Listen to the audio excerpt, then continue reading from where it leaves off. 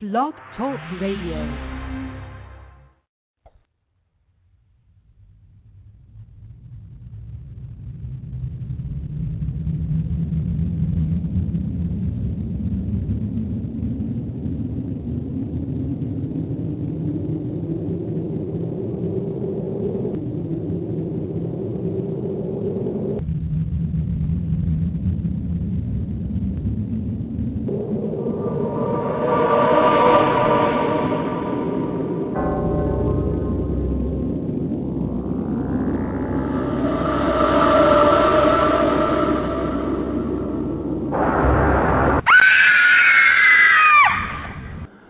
Live from Winston-Salem, it's Sunday Night Dead.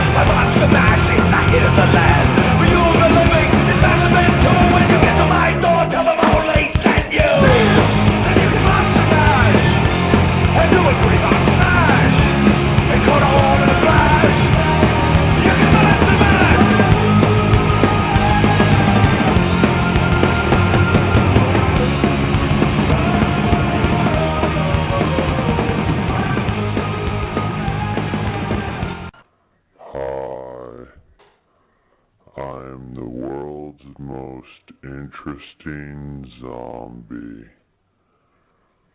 I don't always listen to internet radio. I'm usually having friends over for dinner. But when I do, I listen to Sunday Night Dead with my good friend Matt. Stay hungry, my friends. Good evening, everyone, and welcome to Sunday Night Dead. This is Matthew Slozer from Automoon Paranormal here in beautiful Winston-Salem, North Carolina. Spring's finally arrived here. Had a beautiful, beautiful weekend after getting, believe it or not, snow on Thursday. It didn't stick, but it actually set a record. I guess this was the latest time here in this part of North Carolina that we've had snow. So it's been a very odd year. Broadcasting to you from a different part of what we like to call the House on Haunted Hill here. I got things cleaned up after the St. Patrick's Day party. The leprechauns have finally left, and got some new space here to go ahead and talk to you all this evening. Thank you for closing out the weekend with us. We had a great show tonight. This is probably the number one spot on my realistic short-term bucket list, Rolling Hills Asylum in East Bethany, New York. We have Sharon Coyle coming on tonight to talk about that location. Also, George Lopez is going to be joining us as well. I know I've mentioned it several times about the show they did with the spirit boxes, one down in Florida with George and one up at Rolling Hills. But again, that show just absolutely blew me away. Viewed kind of the spirit box in a different light after listening to that show. And we have some clips from that show we're going to share with you tonight, as well as Sharon sent in some very interesting audio, some very good audio from investigations at Rolling Hills to share with everyone. But before we bring her on, my co-host, Luana Kurz, I believe, is here. Luana, are you there? I'm here. How are you? Good, good. Everyone's been having technical issues, lots of issues loading on the chat tonight. So everyone, hang in there, be patient. You know, I'm gonna have a preemptive strike here. So everyone, just hang on 1 second. As dumb as this sounds, this always seems to work. So here we go.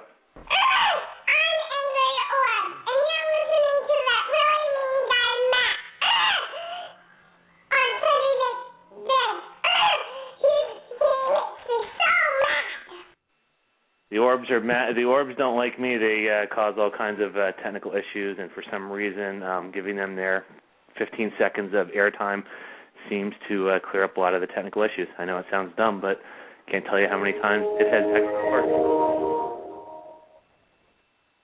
Ah, that was creepy. Is that on your line, Luana? It could be. It could be. I had to restart, so that might have been my. I just muted my computer. From here, it sounded like an organ. Yeah, all right. I think we debunked it. Okay. We've had some weird things happening. A couple weeks ago, we've had those weird whispers and stuff. So very, very interesting. All right. Well, without any further delay here, let's bring on our guest from Rolling Hills Asylum in East Bethany, New York, Sharon Coyle.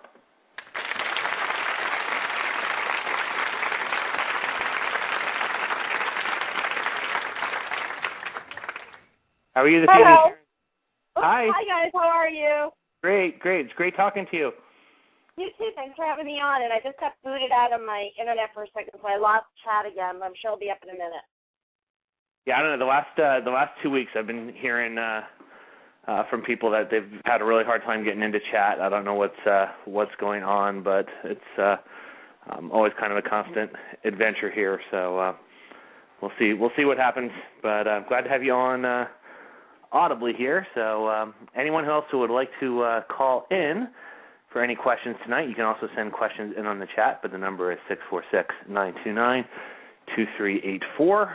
And I know George is going to be joining us in a little bit, Sharon, to talk about those Frank's Box experiments. But how are you tonight?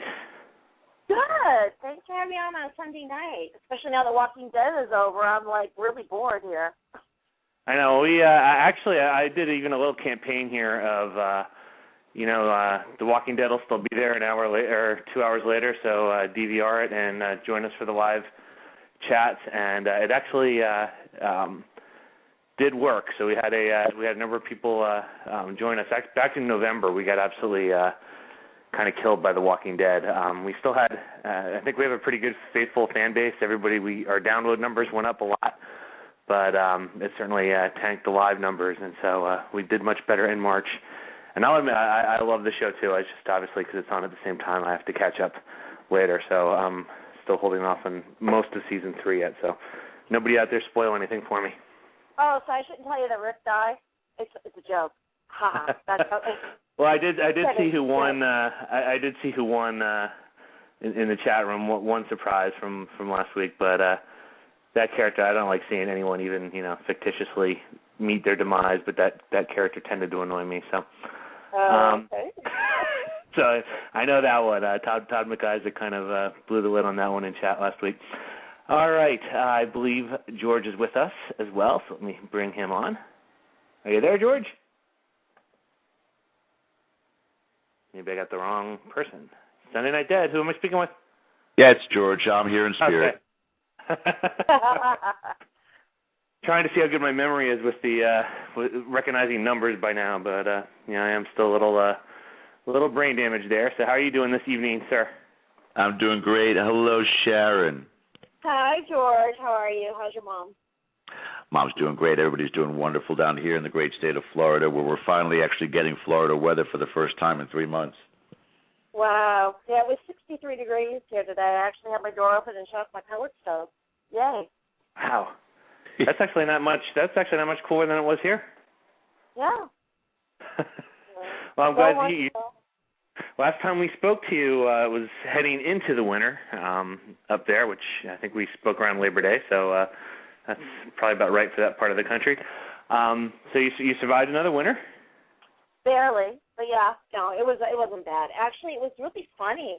You know how last winter, it was like really warm up here. We had like all these warm days, like in the 50s and the 60s, all last year. Last year, it was so slow for me, in the hunt. This year it was freezing, and I was really busy. I was steady, which was really great. Wow. I looked like Randy from A Christmas Story when I was doing the tours, but that's okay. If I tripped and fell down the stairs, I wouldn't feel a thing. I just bounced all the way down.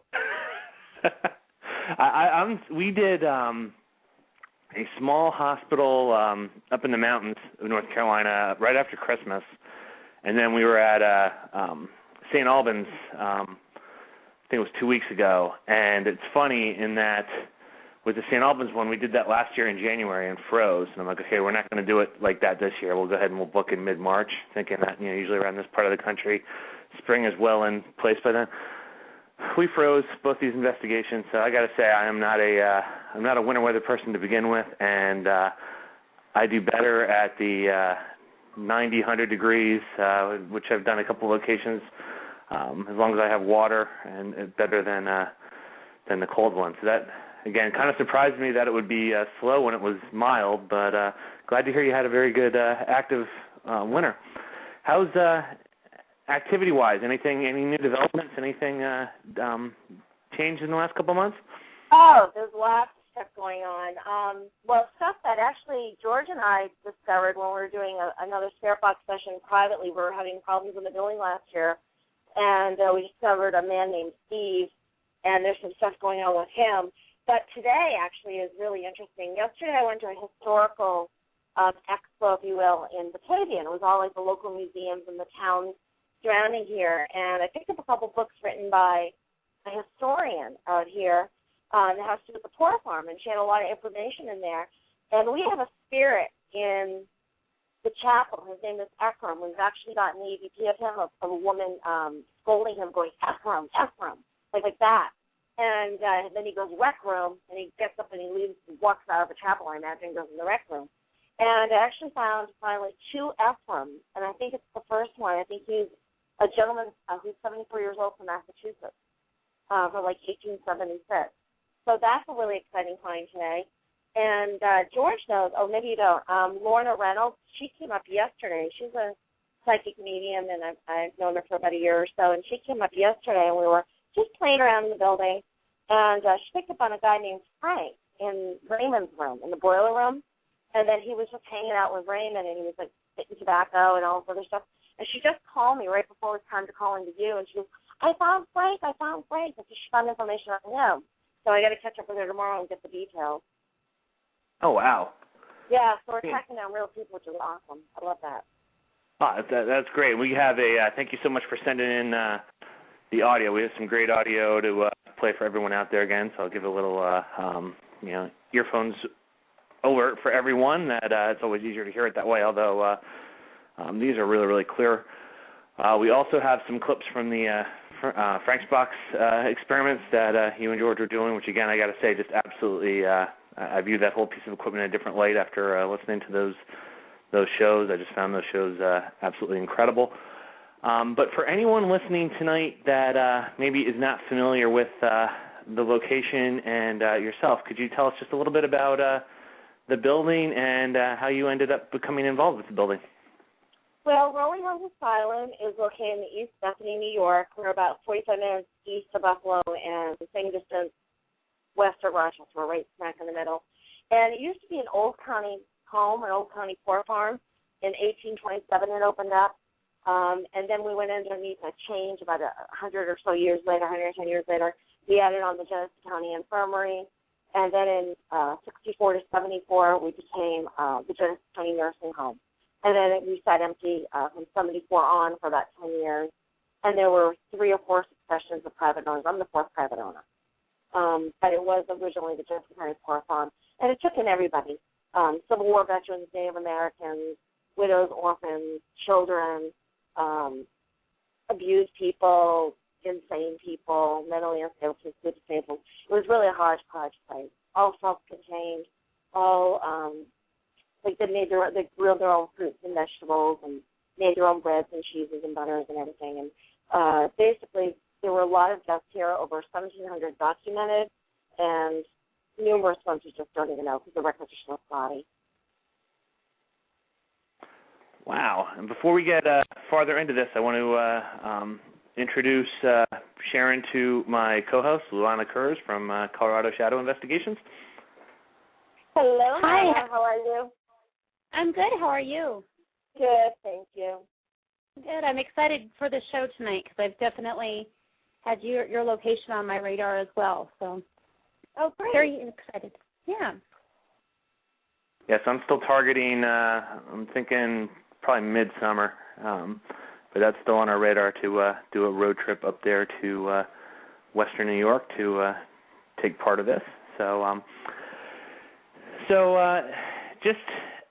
how did you end up kind of associated with the location, Sharon?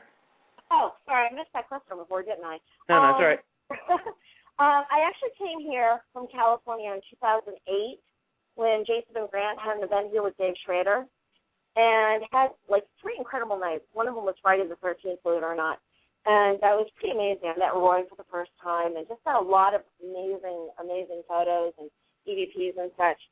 And I went back to California, and I had a public group of 3 and a private group of 250 people. So I was really busy doing things with the teams and, going to local locations like the Queen Mary and Linda Vista and so forth.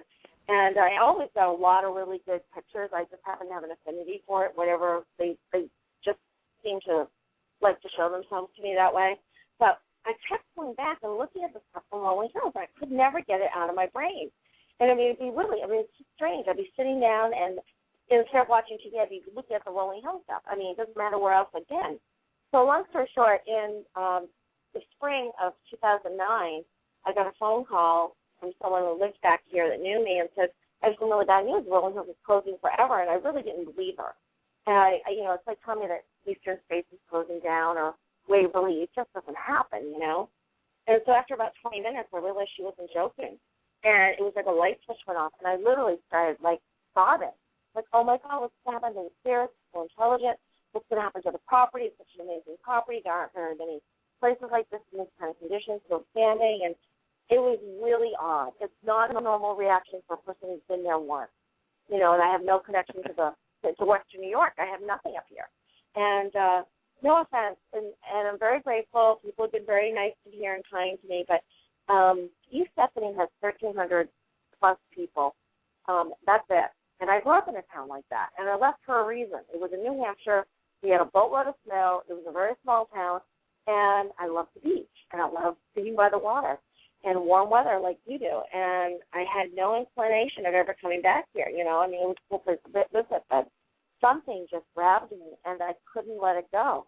It was really a force bigger than me, and I know everyone has free will, but I cannot explain to you that the 6 months or a year before 6 months or so before I actually was able to buy the place, the drive that was in me to get this place and the emotions that I went through, and no one will ever know. It was like something had come over me, and not in a bad way. I want to say it was possessed or anything like that, but it was such a draw, and I don't know, to this day I don't understand it.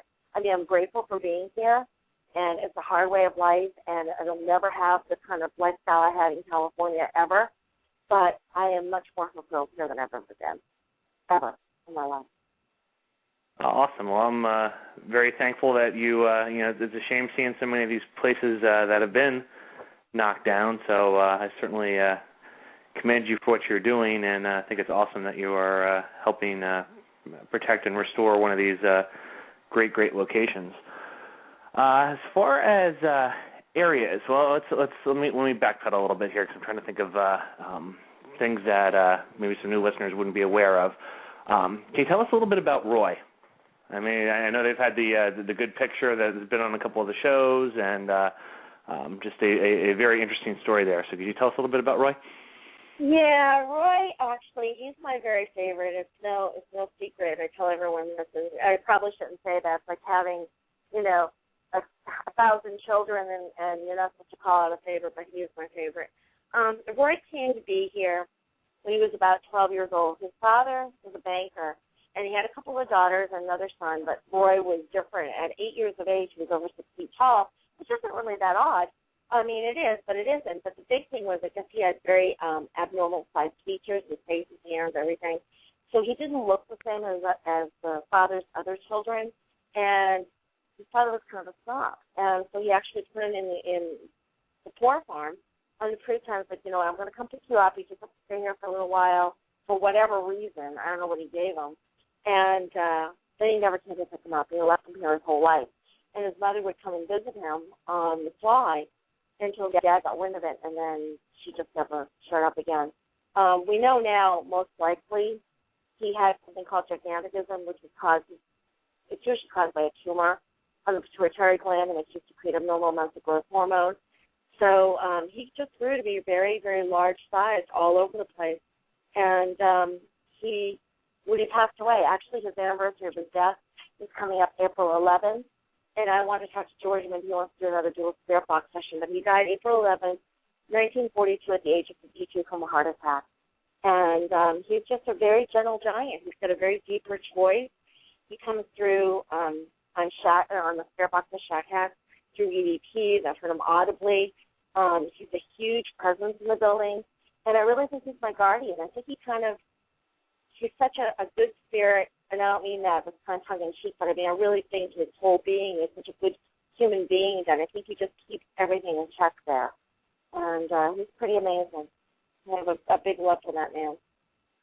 Now, is he? Do you typically interact with him in a certain portion of the building, or do you encounter him all around? Or I guess I'm sorry, I'm giving you a bunch of different options here.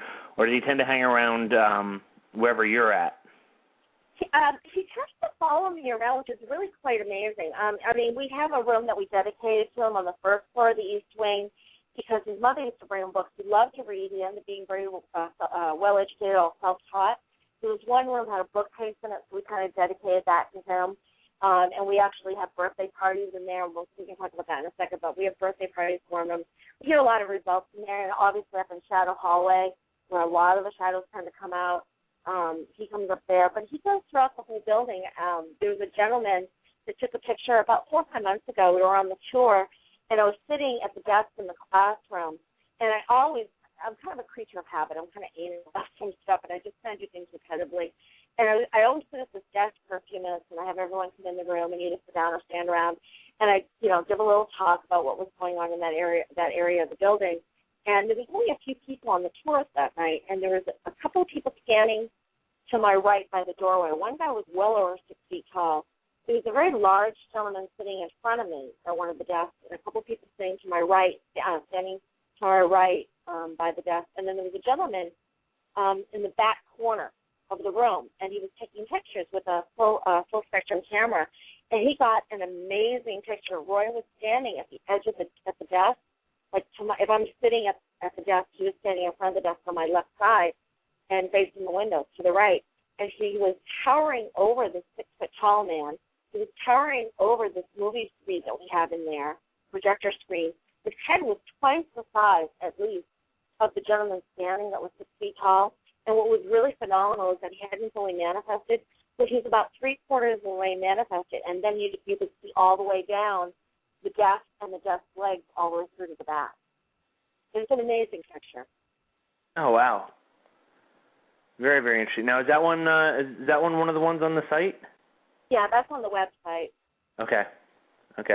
So if anyone is just listening now and hasn't seen it, we have on the Sunday Night Dead Facebook page, I put links on for the Rolling Hills Asylum site, and we'll post that on later as well. I don't know if anyone in the chat room has a chance to post the link on there as well. But great site, lots and lots of information and evidence on there. So definitely check that out. Luana, any questions for Sharon? Nope, not yet. I'm still listening. Okay. But All right, and George, I didn't want to lose George there. You still with us there, George? Oh, you better believe it. I'm listening intently to what Sharon's talking about, because that place is, it's got a special place in my heart. As, you know, what we feel about Sharon as well. We always call her part of the family with Dead Air.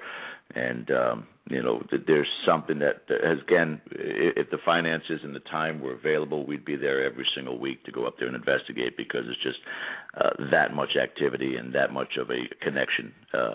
But Sharon still hasn't revealed the one thing that I still love about the history, or her connection to the history of that place. You know, remember The Shining, where Delbert Grady says to Jack, "You have always been the caretaker here." And Sharon hasn't yet given you that information about what she found out about a person named Sharon who was there before her, and just found that it was quite an interesting connection. If Sharon will share that with us. Sure. And sorry, I'm getting tagged from my dog so he doesn't bark. So if you hear a little noise right now, that's what I have to do. Yeah, it was really interesting. After I got here, I learned some more information about some of the private owners. And one of the owners, Cecil Speakman, he was the first private owner. He was 74 years old, and he bought the place, and he wanted to create assisted living for the elderly. And he just couldn't make it happen. Long story short, he passed away in the building. But I found out after living here, they had a daughter named Sharon, born in 1961, and I'm Sharon, born in 61. So somewhere out there is his daughter. I don't know her last name because she's married, and I can't find her. I'm hoping to locate her because I really would like to get to know more about Cecil and her family. So that's kind of interesting. But there's another one. The Bodeckers, the second private owner, they opened up a carriage museum. Well, growing up in New Hampshire, my dad had a sporting goods store, primarily a gun shop. And when he retired, we actually bought a horse farm, and we started making horse-drawn carriages. So it's kind of interesting. I have a lot of symmetry to this building. It's just very odd. I can't even explain it. I sit here, scratching my head half the time, like, how the hell did I end up here? I really do. Not in a bad way. It still boggles my mind every day. It really does.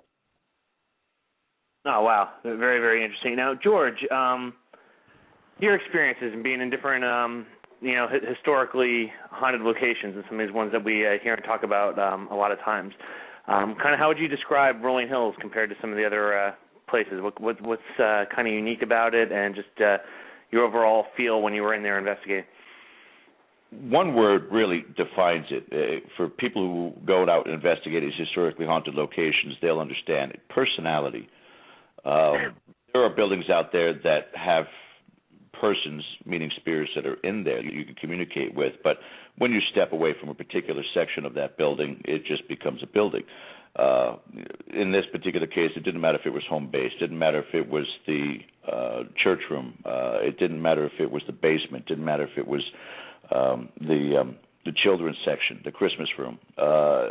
Everywhere you went, there was life in existence, and it was amazing to go through every inch of that location, and not only while we were actually there investigating, and it was a cold March night that we were there, and I know that I had been extremely exhausted. I drove for 19 hours, so by the time I got there, I was really, really exhausted. So I was violently shaking from the cold. The rest of the investigators with me there were stoic. They did a phenomenal job, but each and every one of them had some sort of an experience there. But it was also the other interactions that I've had with Sharon, both on the show, doing the dual spirit box sessions, and off-show sessions that we've done, where you could still feel that connection to that building. It is extremely active, and the personalities are certainly the most diverse that I've ever experienced in any place, be it Waverly, Eastern State, the Stanley. It is a consistent rotation of spirits and energies that go through that place day in and day out. And again, to me, I do not envy any psychic medium that goes into that place, because you just never know which card is going to turn up. It's amazing. Now with that, George, do certain so you have the different kind of the wide spectrum of different interactions there. Do different parts of the building have different feels to them? Not really. That's the funny part about it. There is not an aspect of where you're going to feel. I mean, there's certain areas that the priest's room. There's an ominous aspect to that. I mean, there was a lot of different things that have gone on there, including some filming that they had done there. They actually filmed for a movie about an exorcism and did the performance in there.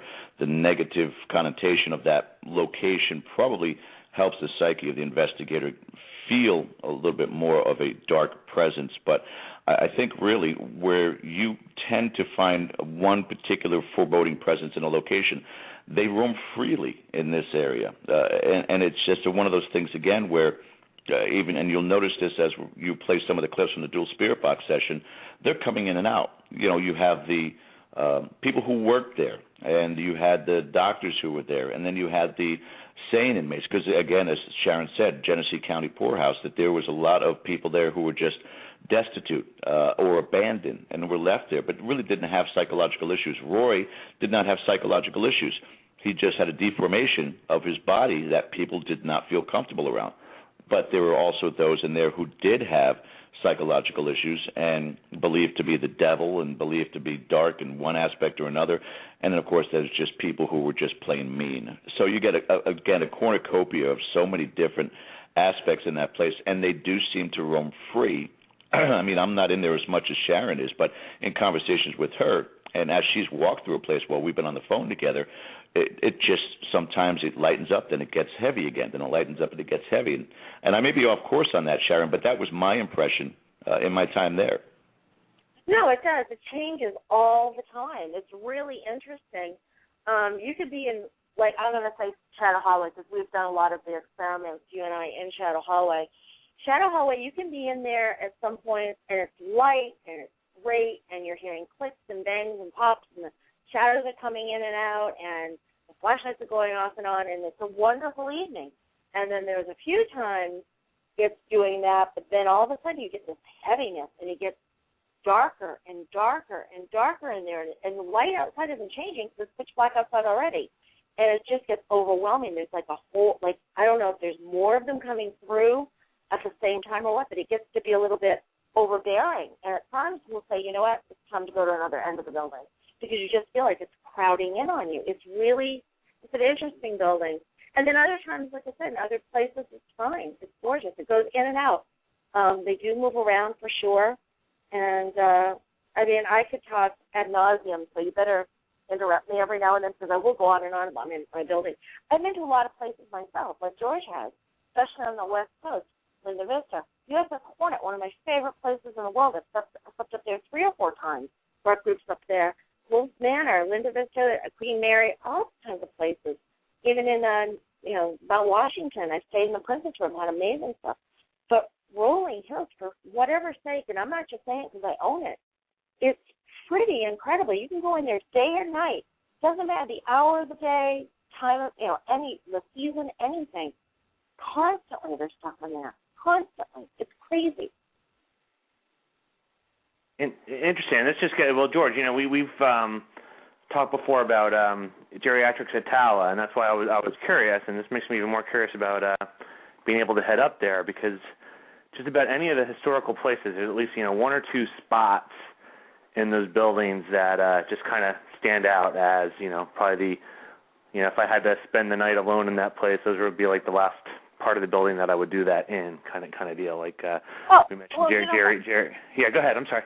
No, I'll interrupt you. I'll tell you, there is one place like that. Actually, the 4th floor, the top of the administration building, the old West Wing, people feel very uncomfortable up there, and I do too.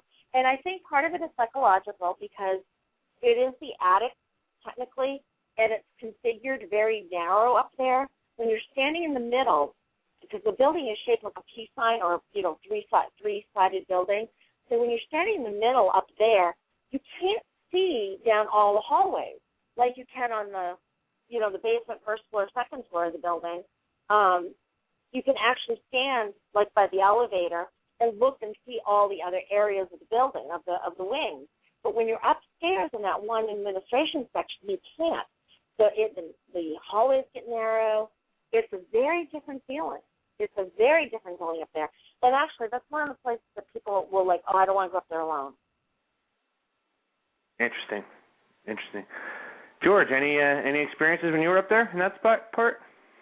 Well, for the most part, as I said, because I was so worn out, and this is a bad excuse, but we all know this. Anybody out there that's listening that is in the chat there understands too. When you investigate, you need to be at your top of your game, and the condition that I was in at that point in time, and I actually even went outside and went to the van for a little bit, turned the heat on, and laid down until one of the other investigators banged on the door and said, "You got to come in. The activity's going crazy." When you're out investigating, if you are letting your guard down or you are 100%, things can happen to you, and you have to be very conscientious about that. And I had to step away for a little bit during that time. In that time that they had been doing the investigating, all the other people that were there, too, were experiencing everything from door closures to incredible knocking responses, shadow movement, as Sharon was talking about, down the hallway. We had,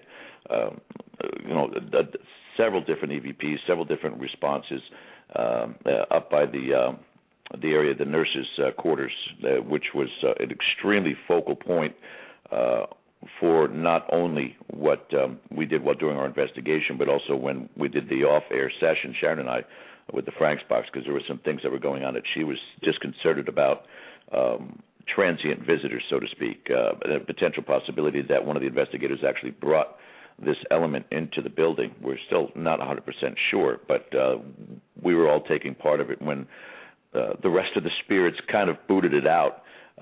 There's an area, and Sharon, I don't know if you title it a day room or an atrium, but at the very end of each of the hallways, there is a fully windowed area. And once you can tell a little bit of that story of what we did, and again, we had asked Amanda, who was my former team member, who we communicated to the side to assist on this as well, but the descriptions of what they experienced and what you experienced and what I was able to pick up on what Amanda was showing me in that one day room or atrium was pretty compelling. Well, it's really interesting. My friend Sandy McLeod was up here, and George knows Sandy as well. She's from Massachusetts. And it was just her and I in the hallway and George on the phone in our spirit boxes.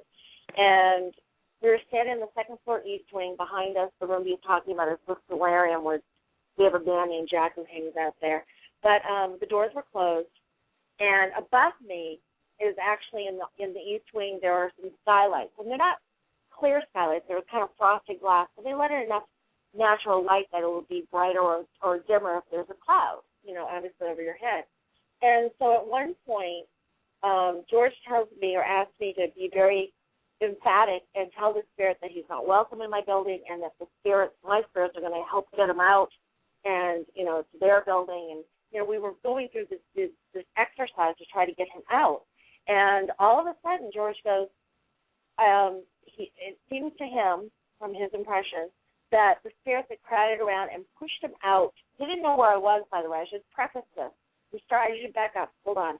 We were actually started out this experiment downstairs in the first floor east wing in Rory's room.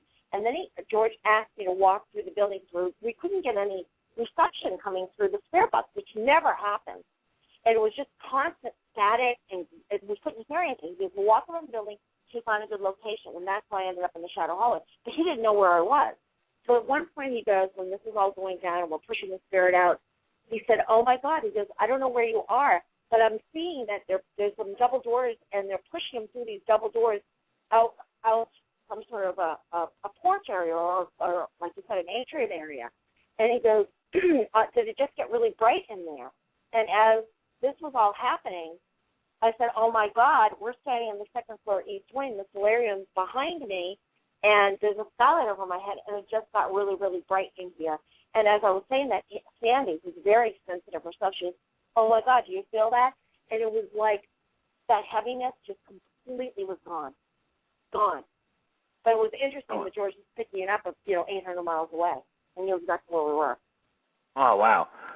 Well, why don't we start, because, again, this is just, and people have heard me kind of rave about this on this show before, about this whole spirit box experiment that you guys have done. Just I just am very, very impressed by this, and just think this is really, really cool. So let me preface this, Matthew. Yeah, I was going to say, yeah, go ahead. Because just to give a setup of what transpired, and I had the privilege just recently to go out to Dallas-Fort Worth and do a presentation on this at the Texas Paranormal Unity Festival, and it blew a lot of people away. And I had to give them kind of a scenario again about East Bethany, New York, and again, the term rolling hills, they go hand in hand. It is really just rolling pastures of farmland, as Sharon said, a very, very small community, and there is not much around this asylum at all. It's in a very desolate location, and you'll discover that, Matt, when you guys go out there in the summertime, hopefully, that there's not much as far as radio reception is concerned. Now, the difference between a spirit box and a Frank's box is like apples and oranges. Again, spirit box, Shack Hack is again a radio receiver that scans across the frequencies, and the concept is to either catch a precognizant response of one or two syllables on a radio station, a yes or no or maybe, things of that sort, and then using the white noise for full-on response sentencing, which will go across 7 to 10 to 20 radio scans. So it's an important part to note that that is the standard out there in what's being created, the SB7s, things of that nature, that they're all in that basic radio receiver scan format, what Sharon was utilizing. And that's what I was utilizing at my home during this dual spirit box session that we did during a show. And this is back in, again, I think in 2011 is when we did this, in late March, early April. And it's still in our archives, by the way, too, if anybody wants to listen to the full show, because it's amazing. But the Frank's box, and the concept was starting the show from my home, doing a spirit box session here to contact Amanda, Colette, Gabriel, and Michael, who are four spirits. We call it the Fearless Foursome. These are the ones that we use to help communicate with other spirits. When we're doing spirit box session, they just have a great knack with utilizing this equipment. And to send two of them, Amanda and Colette, up to Rolling Hills Asylum in an attempt to contact the spirits there, show them how to utilize the equipment and communicate, and then eventually bring them back to my home here in Florida, and all of which, again, is recorded in the archives. But the Frank's box, getting back to that, which is what Sharon utilizes, is a custom-made spirit box that was designed by Frank Sumption. And there's only maybe, if I'm not mistaken, Sharon, about 30 of them in the paranormal community. Very rare that he actually distributes that. Sharon has two, and she won't share them. But I think he has closer to 90 or 100 now. But yeah, I have two. I never thought I'd ever have one. I mean, I'm just blown away. So. Yeah, and so what you guys are going to hear is virtually, or I will say, none of the normal radio transmissions that you will hear. You're going to hear straight-up conversation. It sounds like a really bad Sprint phone conversation when cell phones were just coming out, is basically what it sounds like. So the distortion is there to an extent, but as Matt will read you what the text is to these, it'll amaze you, the clarity and the tempo. And what's different about this versus some of the other considered incredible recording receptions that come out there, including the RCA recorders and the other one they call the Pandora's Box, you just basically tend to hear a crumbling of tissue paper or tinfoil. It doesn't have as much of a clarity as you'll hear here, Matt. The other part of it, as you know as well, is that you can hear tone of gender, something that's very rare when you're dealing with something like this, and even to the point of trying to almost decipher the age of each of the individuals. So, again, with that preface, I leave it with you for playing some of these, and then we can, of course, just talk about them. But this is an important breakthrough towards the direction that we want to do in this field, which is to make consistent communication, because the bottom line of it is trying to establish it to such a degree and validate it to such a degree that when we're doing this communication, we could start asking the more pertinent questions, such as what happens after we die. All right, well, I'm just going to kind of go down the line here, so I don't know if there's anything that you would like to set up for this. The first one, answer the spirit box so we can try and talk to you. Yeah, this is part of the initial contact, and since we're going just down the line, some of them will be out of the time sequence of what transpired. Sending Amanda and Colette up there, and he's beginning communicating, so we'll go back to that as well. But this is about the third or fourth clip in, which is where they're starting to communicate with us, their willingness to communicate through this device. All right. Well, unless you know off the top of your head where to go to look, I was just going to go in order down the line. So if there's somewhere else you want me to go, just let me know then. But we'll start with this one. Answer the spirit box so we can try and talk to you. Here we go, guys. And again. Yeah, what I'm going to do, I'm going to log out of chat, excuse me, and then log back in under your co-host so I can look at what you have there listed, and we'll go from there. Okay, sounds good. All right, go ahead and play that again. Okay, and again, any feedback from the chat room, I appreciate. If it's too loud, too soft.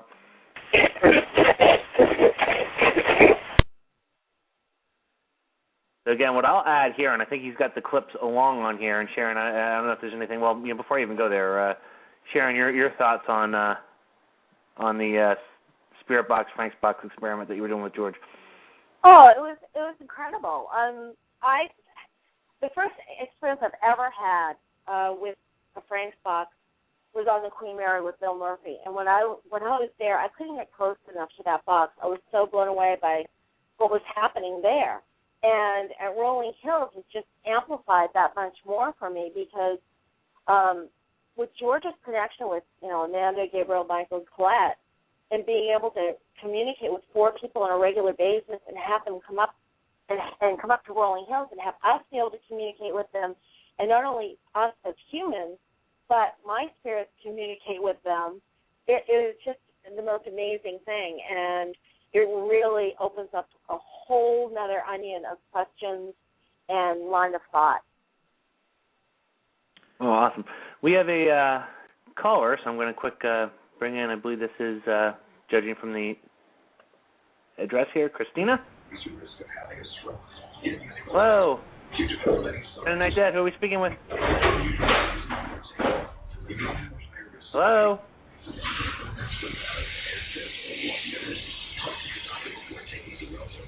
All right. Christina, if you're still listening, if you can call back in. I'm not sure if, for all I know, we got somebody pocket dialed the show. I don't know. All right, Matt, take it to the very last one on that list, because that's oh, yeah, okay. Closer to the first. That's one of the first communications where you can actually hear the Rolling Hill spirits speaking through this. And just to clarify, too, the difference, too, those investigators that are out there that understand what the difference between a digital audio recorder is and a spirit box session. Digital audio recorder, the captures that you normally get on there are an energy imprint. It's with intent. And there are people out there in this field of science that say it could be our own intent, our psychological intent, that are manipulating these devices to get responses. I don't agree, because there's times where recorders are left unattended, you still get things. So how does that work out? But anyway, that's intent by the spirit to imprint that response on those recorders. The difference with the spirit box is no different than, if you remember back in the day, for those of you that are old enough to remember phones at home that had cords, because everything's cordless now, and you'd be talking to your friend or a relative and your neighbor's phone is accidentally picked up. You can hear another conversation. It's that type of a format where these Frank's Box or spirit boxes is not an aspect of intent. It's just picking up the energy emissions of these spirits communicating. That's why when you hear some of these, it's not a direct response to anything that Sharon is saying, although we do have some of those as well, but actual interaction between the spirits themselves, which is probably the most fascinating thing I think we've ever been able to experience in any spirit box session I've ever seen recorded to this date. And this is a perfect example of that, Matt, this next clip. All right, here we go.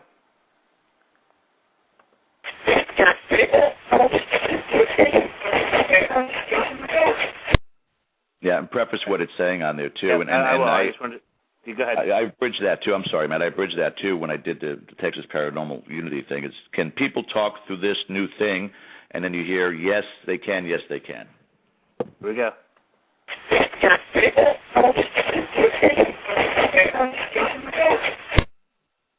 And I'll do it one more time.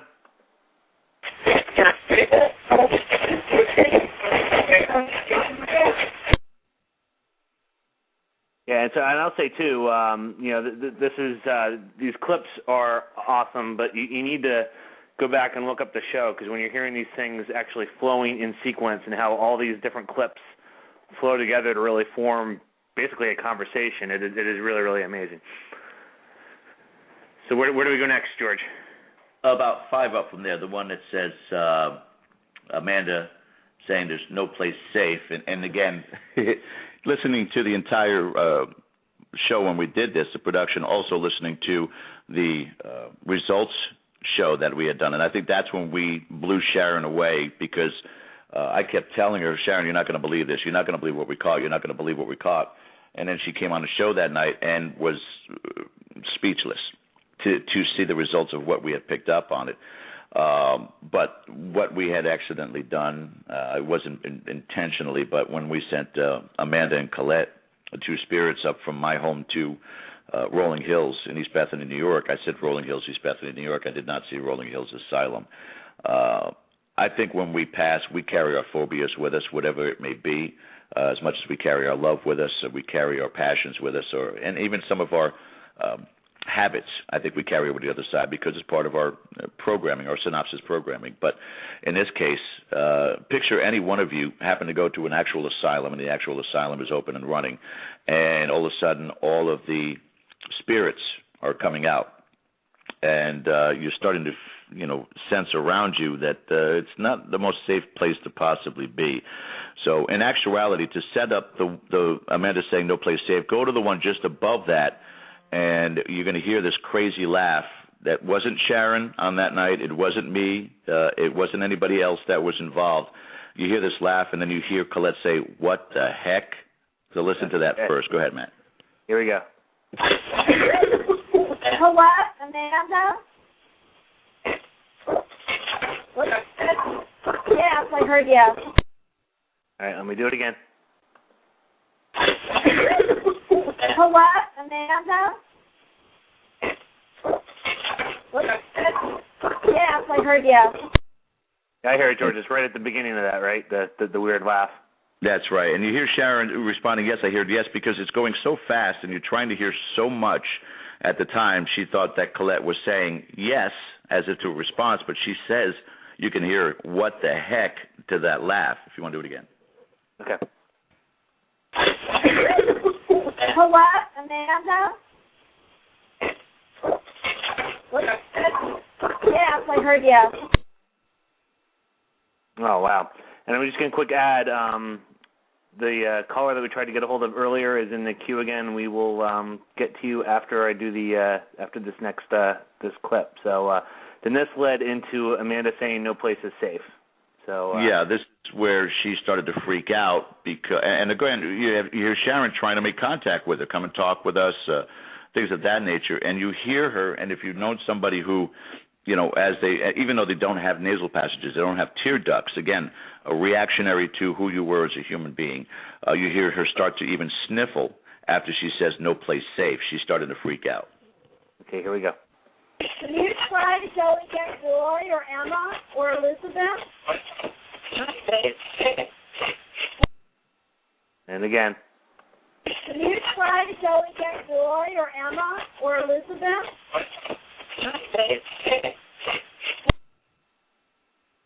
Wow. And now does that go right into the next one, George, about it was safe at his house? It does. It was right after that this one came up. And again, Sharon trying to contact Amanda, will you come out and talk with us? And in this particular case, she starts to get into that hyperventilating kind of thing that some people do when they're upset. They begin to shorten their voice and talk like this. And you can hear her saying that this is a little bit harder, but she says it was safer back at his house. Okay, here we go. Amanda, you want to come out and talk with us, please?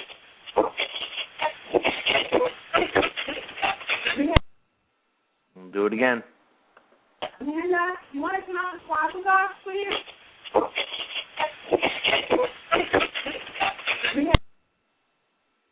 Okay, got it. And then she did calm down then, though, correct?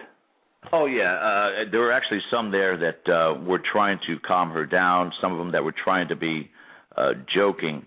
And Sharon's favorite one is just 2 down from there. And then after this one, I know you have that caller in the queue, but and it's quick to listen to this. This one I probably would play 2 or 3 times as well, because It's really quick at the beginning, but you'll hear, and if you know the old jokes people used to tell, guys tell these dirty jokes, two guys walk into a bar. In this scenario on the second floor there, the way I can visualize this is two spirits are hanging out watching us do this whole session, and almost in a sarcastic way, they're sitting there going, look at these ghost hunters. We're people. We're not ghosts. We're people, kind of a thing. And another spirit seems to walk into the same area, and that's when you hear this whole joke aspect of one of them in the hallway sees the one coming in and goes, look, here comes a ghost. The one walking in says, why, thank you, and the third one says, don't be stupid. So the whole text, look, here comes a ghost. Why, thank you, don't be stupid. All right, here we go. Going to play it twice in a row here.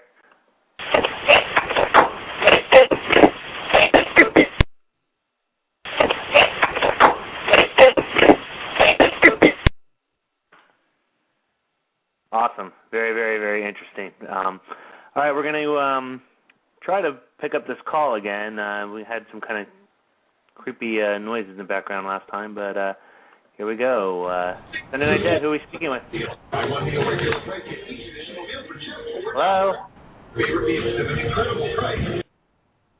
Hello? All right. It's the spirits. Yeah, that's that was weird. All righty. Well, anyway. The last clip that was played again is the perfect aspect of what you had asked earlier in the show, Matt, is the verification of what Sharon's talking about the multiple personalities in there, from the most humorous and lighthearted kind of people to the darkest. And Sharon, for you, it was validation. When you heard the look, here comes a ghost, why, thank you, don't be stupid, that is exactly what you knew but needed to validate when we did this session, that those personalities are strong out there, aren't they? Oh, it's incredible. They're so interactive, and they are funny as hell. I have some EVPs. Unfortunately, I use an old phone recorder sometimes, and I haven't been able to get them off the phone. But some of them are hilarious. They'll pick on me. They'll tell me, if I'm trying to change flashlight batteries, I'm putting them in around, they'll say turn them around the other way. They try to help me. They're very, very smart, very interactive. I remember when we were doing our session that you're playing clips from now, there was another one when I said, can you name one of us in the hallway? And they said, someone said Sharon Coyle. I said, can you name anybody else? I couldn't say my name. And they said, damn, it's the only name I know. Because there were a couple other people in the hallway they didn't know. They're just amazing. It's really interesting to show people that, they're still aware and interactive, and who, like you said, who they used to be. They're still that person. Just real quick, I'm going to go over to Luana. I guess there was a question from the chat room that I believe I missed in dealing with the clips there and the phone call, which now we debunked the phone call, though it was still kind of creepy to hear it. Luana, go ahead. Yeah, actually, I was going to have George, since you were talking about the spirit box and the different experiments that you guys were running, in chat, Todd McIsaac had a question. He was confused as to why there's a need to cycle through those different frequencies. He's saying when we're talking, we talk on a frequency. He doesn't understand why ghosts would go up and down in frequency. So could you kind of answer that question in chat? It's a fail-safe, fun way to do it. And that's the only way I can explain why we need to do that, because it makes it more fun. And that's not science, unfortunately. Even some of the applications that we can download now on our smartphone says for entertainment purpose only. This is the same situation. Unfortunately, when this particular device was introduced, the concept of having it scan across all these different radio frequencies, and again, without the training, which was the entire lecture that I did in Texas, was about learning how to do your spirit box correctly. Redundant responses, trigger words, things of that nature is so critically important to validate what's going on out there. You get onto one of these spirit boxes, you walk into a haunted location, and you say, how many spirits are here? And you get 7, 14, 23. Well, you could be getting the sports, you could be getting the time, you could be getting the number of people killed in a car crash. You don't know because you're not linking it to a specific word. you could say, could you say the word succotash and the number of spirits here? Now, if you get succotash 7, and succotash is not a word that would normally come across those spirit box frequencies, now you know you might possibly now be getting valid communication with the other side. That's why we use these trigger words when we do spirit box sessions now. In the aspect of the scanning, it's become so much of a controversial issue. And now with some of the devices, such as the SB7, we've started using the experiment of just using it as a white noise generator. In other words, we'll find a particular frequency that doesn't have a strong radio signal, where it's just the static, and try to utilize and get some results from that. We've only just begun doing that, so we've not seen anything as far as results, but we have to go in that direction. The funny part, if you listen to these clips, and there's a couple of them that are much, much, much longer coming up here, where, number one, you don't hear responses as Sharon is asking the questions. You don't hear anything as Sharon's asking the questions. It's only after. Secondarily to that is you're not getting, this is WNBC or DJ George. You don't hear anything but these responses coming back because, again, where they are at is so remote, there's not much as far as radio transmission coming through there. So it's an important question, like we talked about. Doing these scans, I think, is slowly going to go away, like the flashlight experiments are slowly going away, that you can't validate and rely upon it. But if you're going to do the scan format, make sure that you are utilizing trigger words that are not normally heard on the radio, and redundant responses. If you're asking for a response, such as a full name, John Smith, make sure John Smith says his name 3 times to validate and have it recorded. George, don't you also think that it's because we also don't know how they're entering our dimension and what vibrational level that they're at, that by scanning and using the scanning method, it gives them more opportunity for a doorway, if you will, for them to be able to speak through? If that were the fact, but at the same time, again, and this is one of the things that we are hearing from the scientists out there now, that nobody should be able to catch anything on a digital audio recorder because that's just not possible for them to emit their energy on there. But that's to the science that we know. Again, we thought we knew that the world was flat at one point in time. Scientifically, we knew that we were the center of the universe at one point in time scientifically, and it was proven wrong. To science of what we know right now, it can't be done, but that's what we know, not what the spirits are capable of doing. So trying to do, and you could be very much right so on that, because that's what science tells us now, Sharon, but why not try to extend that experiment out and utilize these pieces of equipment as a white noise generator, get away from the supposition that what is coming across those radio frequencies are precognizant responses, and just go for hardline responses of what we're getting on a single frequency. If we can do that, and establish that on a regular basis, and teach the spirits to use that particular frequency if they're able to do so, that's the direction that we want to go. Better validation of what we're doing for communication. Oh, absolutely. But I was just trying to really address that gentleman's question, why we currently don't use that as a standard, why we use the multiple channels. So. Right. If it pulls in from different frequencies, what their energy level or what their frequency of communication is on, going across that frequencies helps that out. But yet at the same time, when we get white noise responses on those scans past 7, 8, 10, 12 frequencies, then it's hard to validate that that's the reason why we scan. If they're utilizing it through all those frequencies, they're going across multiple frequencies, why can't they be on one? Exactly. Makes sense. We got I think I know who this is, but we'll say we have a caller, area code 954. Who are we speaking with? Hi, Matt. It's Todd. I was the one that was asking the question. George, thank you for explaining that. I understand partially what you're meaning, but then my question is this: why not just set up a microphone and run it through an amplifier? Because microphones will pick up different frequencies regardless. That's why you hear the different sounds that of different people talking. Is we all speak on a different frequency, so the microphones are actually picking it up through the vibration, and then we hear it in an amplifier. Why not run a system like that and record that, so that there's no clipping, by going up and down the frequencies and whatnot like that. This has always perplexed me. I don't get the reasoning behind this stuff. The hard part to it a lot of the times, again, when we find ourselves out there swimming in just a world of guessing, and that's what we are doing right now. Like, we are so early on in our aspect of what we're doing in this field. We are still trying to learn what is the right way, what is the wrong way. Just like medicine did more than 100 years ago, we are trying to figure out what is going to be the most effective.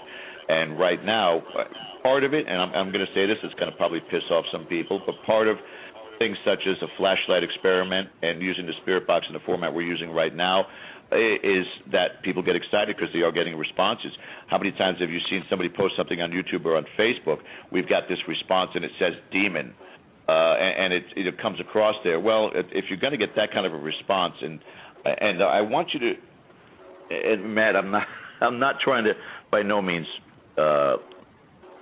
take over the show and everything, but I have to play this because we've played this before and you've listened to this, and this is the "We Will Skin You Alive" clip. Yeah, no, okay. Absolutely, play it. This is an argument unto itself, Todd, and you may have heard us play this before on one of the shows, you may have not, but this is important. I don't know if Sharon's ever even heard this. Yeah, this was done at, I have. Yeah, this is at Rhodes Hall in Atlanta, Georgia, and there was a group of people with Faith Saravin of the Alabama Paranormal Research Team who had gone out there and done an event, and in the midst of that event, they happened to run across this spirit box session where this particular incident happens. Now, there's vulgarity. I want to apologize. Because the response is natural.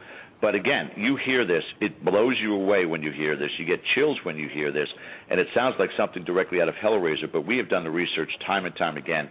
And the voice here is a British-sounding voice that says, "We will skin you alive." But it's not the same as Pinhead, whose voice is much more growly and deeper. "We will show you hell." Not the same thing.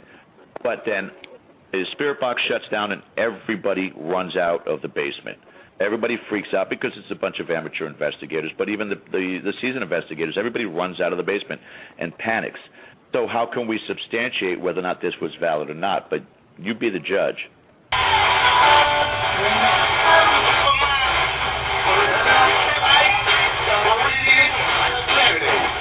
Do the other men here bother you?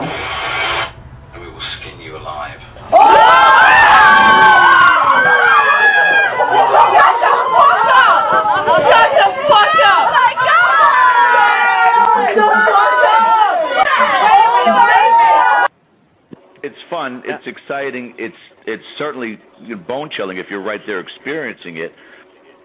But how do we validate it? So yeah, if you're going to go with a microphone and just try to see whether or not you're getting across there, you may be tapping into a new aspect. If you can find consistency and validation in what you're doing, Todd, you may be tapping into the next generation of what we need to do. But we need to continue to search the best and most consistent way of communication with the other side. You're right. Sharon, do you mind if I ask you a couple of questions? Sure. Okay. Do you know what Hudson River Psychiatric Center was? I'm sorry, Hudson River? Psychiatric Center, yeah, in Poughkeepsie, New York. I know it. No, I don't. I'm from California, so I don't know a lot of the places up this way. I have been there. I used to work there, and what?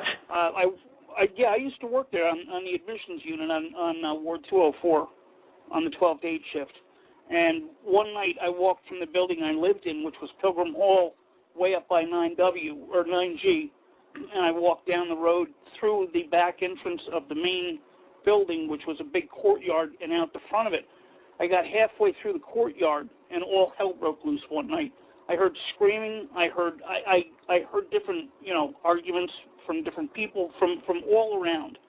And the thing that has constantly confused me about all of this is I also grew up in a haunted house with 3 ghosts, and we would hear them. And I obviously heard what I heard that night in the middle of the courtyard. And I've also heard conversations on the different wards, including the top floor of Cheney Building, which was the building I worked in. That was the floor where they did the operation. So nobody, at that time of night was up on that floor, and they certainly weren't doing any operations up there any longer. So, long story short is I don't even understand why we need any of these devices when you can hear ghosts auditorily sometimes and without a mechanical device. That's number one. Number two, would you contemplate, getting a crappy microphone and amplifier and setting it up in rolling hills just to and just run it like that. And, when you're alone, when you know nobody's in the building, and see if you can get a conversation to occur through that. Because, again, when everybody talks, we all speak on a different frequency, and the microphone will respond to those frequencies, to the different frequencies. And it would be interesting to see, if the voices will pick up and then let the amplifier amplify it, and you'll hear it, much clearer on one frequency level than these voice boxes. These clip, no matter what, they clip as they're cycling. And somebody like me with a background in music, my hearing's not the greatest. So I'm sorry for that long-winded question, but, would you contemplate that?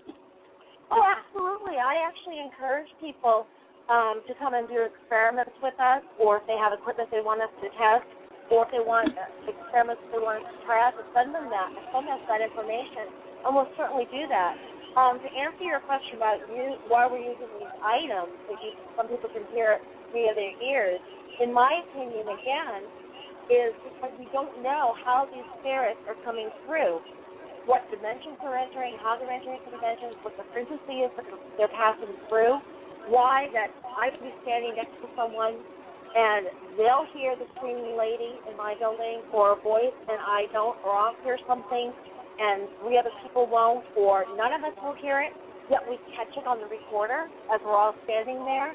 You can't explain that. As George is saying, it's such an untapped science that we are still fumbling around in some fashion because there's no hard and fast rule of how this is all interacting, how all the different dimensions are interacting, and how we're able to hear certain things, certain mechanisms.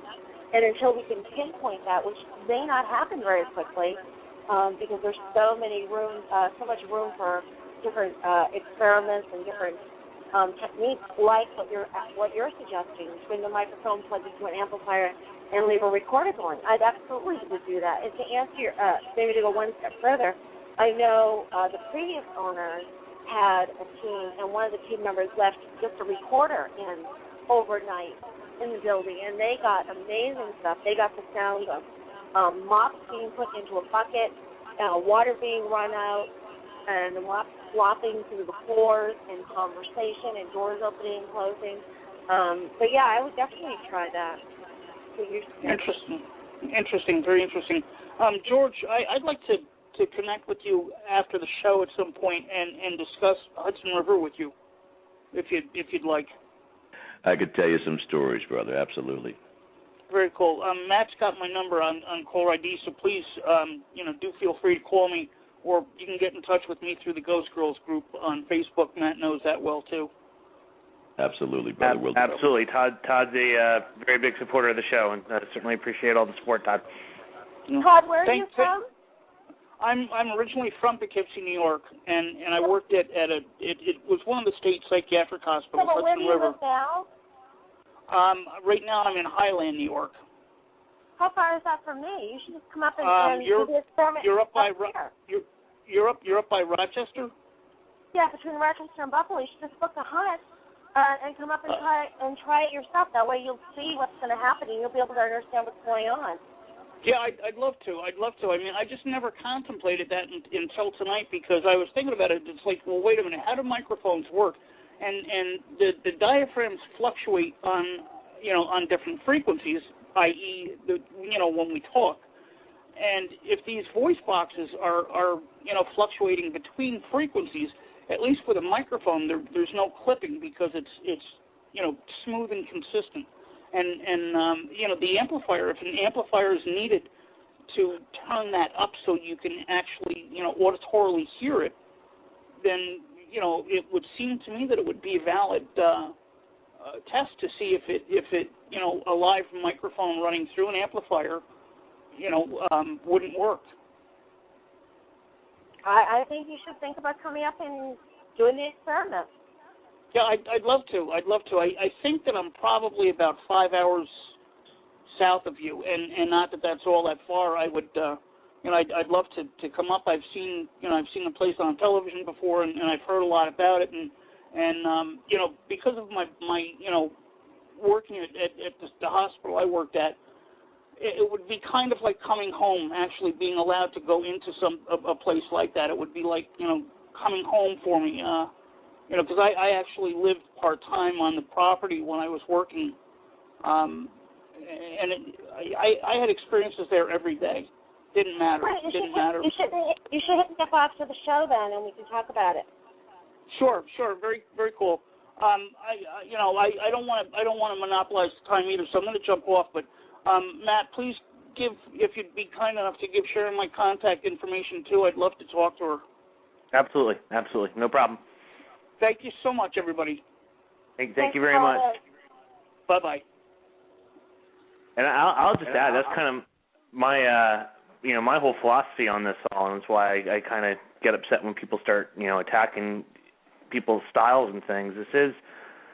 A lot of this is still uncharted territory, so why not try to do different things and see what links up. So try the Spirit Box, try the microphone hooked up to an amp, and see what we get.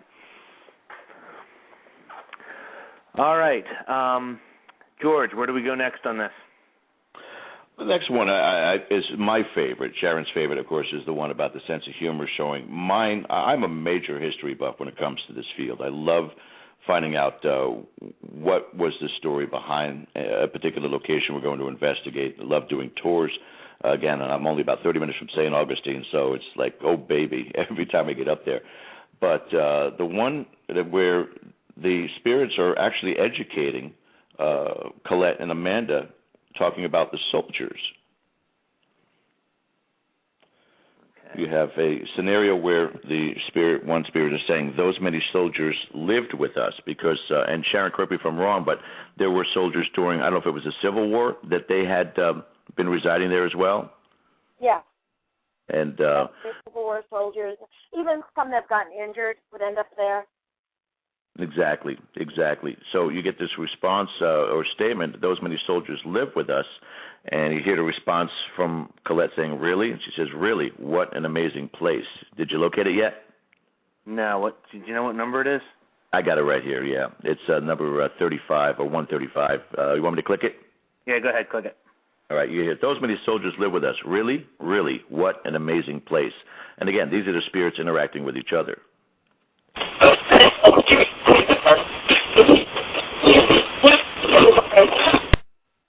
Let me lower that just a little bit. That's maxed out. There you go. Again, it's at Rolling Hills Asylum.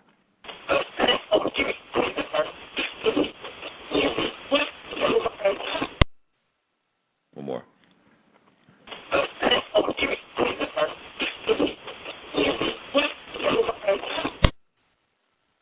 Now, the one below that, Matthew, is something that Sharon could shed a light on just a little bit. During the very first time Ghost Hunters went there, Jason and Grant, they were down in the basement, and one of the doors had closed on them as they were trying to enter a room.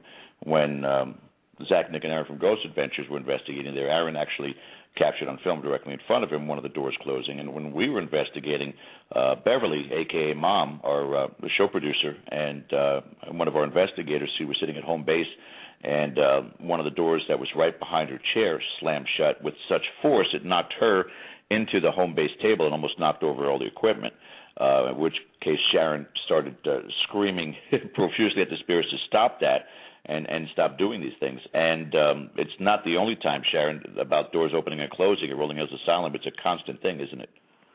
Oh, my God. It's gotten more so.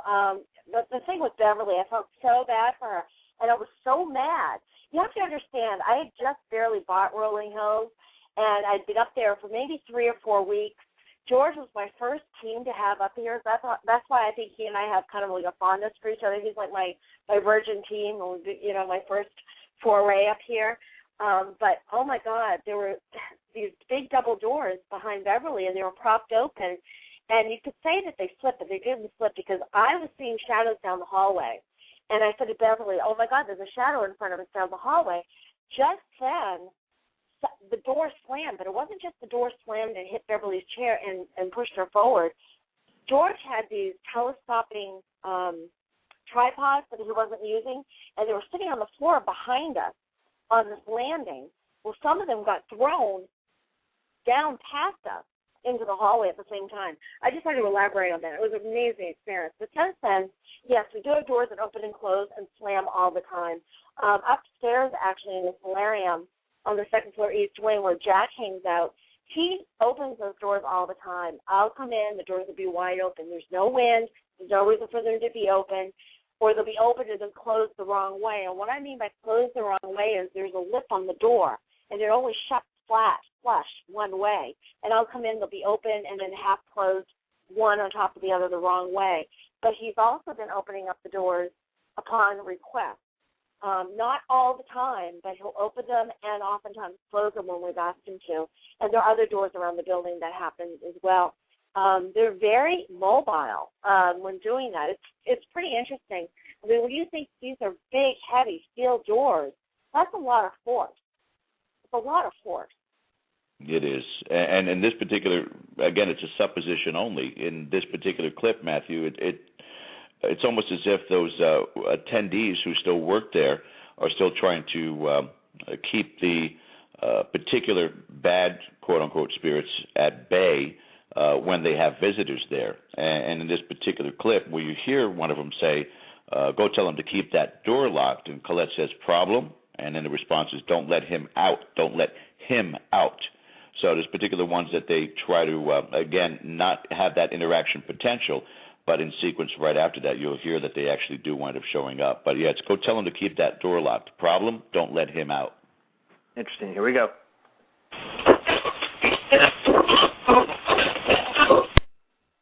And again.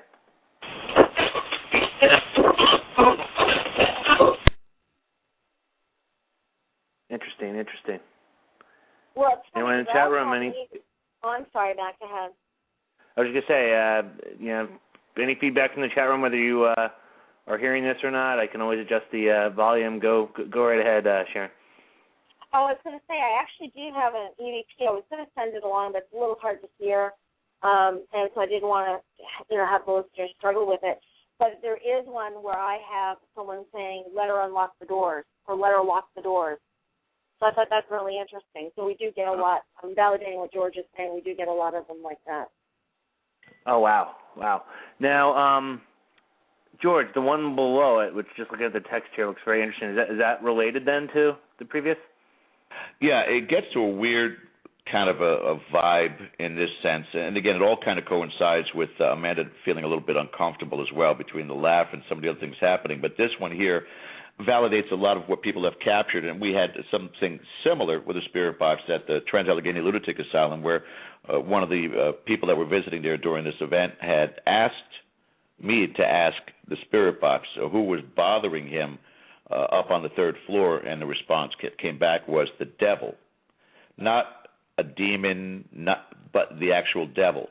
And you got to consider a lot of the people that, again, who were institutionalized for psychological issues, who thought that they were Jesus, thought that they were the devil, thought that they were God, all these different things, or God was speaking through them, would just fall into sequence. But unfortunately, a lot of the times, people will buy into it and read into it too much, such as we've talked about the three scratches possibly being animals instead of demons, that they'll buy into it or over-dramatize what they're experiencing. But in this case, it's almost logical and joking at the same time when you hear this conversation. Again, this is a little bit harder to hear, but you hear right from the get-go. Name your price. I would love to have your soul. Who's that? Apparently, the official devil. Holy shit. Okay, here we go.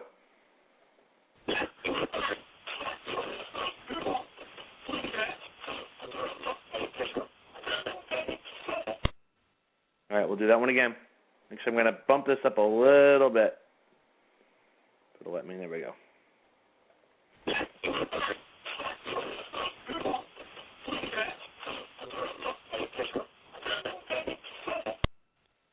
I'm noticing something on these too. I want to get your both your opinions on this.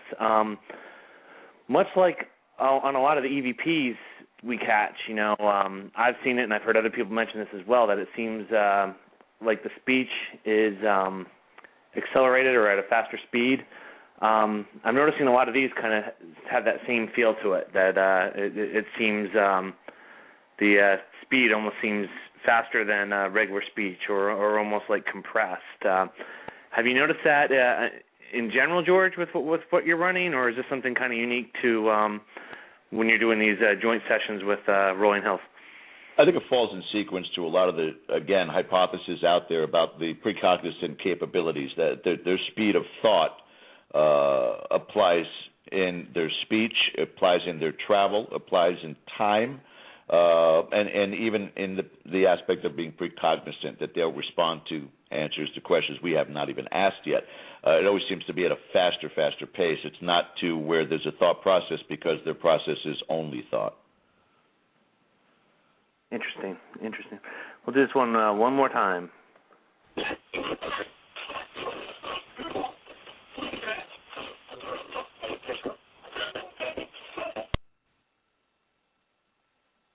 Then I'm not sure, George, if there's another spot here, or if this still flows in order here. It looks like the next couple are about the return. The last three here is in the aspect of the return to my home, and this is the last three really needed to play. And then, of course, that gives us time if anybody who has any questions in the chat or wants to call in and talk about this particular event, or about the Spirit Box, or about Rolling Hills Asylum. We've still got plenty of time, but these are critically important to our research, critically important to this field. And this is the thing, when I presented this to Sharon, and Sharon took the time to email, and she knows virtually everybody in this field, from George Norrie, Dave Schrader, to the guys from Ghost Hunters, guys from Ghost Event. She sent these clips out nationwide to all these people. The response, and I'm not being derogatory here, I'm just stating a fact, the response was zero. And almost the aspect of the same thing we always say: we weren't there, we can't experience it, we can't validate it. But to me, it's important to note these statements for, number one, validation, and number two, the first time ever, Matthew, in any of the different things that we have been able to capture across Frank's Box or Spirit Box, that gives us somewhat of an indication of what their sensation is when they travel. Because, again, the intent was to bring some of the spirits, Roy, Elizabeth, and some of the others from Rolling Hills, back to my house, which it seemed to have succeeded. And if you go back to the archives, you can actually hear the response when they come back to me as well. But that's too weak to be able to play on the show, unfortunately. It's more distorted because it's just a regular shack hack as regards to the clarity of this. But the next three is what's amazing to me. The first one here you hear is "Let's Get Moving" as they're ready to go. One of them says, "I feel okay," and then you hear, "You might feel tickles." And I'm thinking about electricity, which is what they are. They're energy connecting with other energy, however they transfer from one location to another. And it's the speed of a thought that they travel somewhere. It's extremely quick. They can go from one location to the other. And if you remember, 2 summers ago, they did the same experiment on Ghost Adventures between the Winchester House, Bobby Mackey's, and, if I'm not mistaken, the Goldfield. So all three together, they were doing that, but they were doing that via video. And again, the spirits were moving at the speed of thought. So listen to that first one where you hear them say, and this is critically important for our knowledge of how they communicate and how they move, where they say, "Let's get moving. I feel okay. You might feel tickles." Here we go.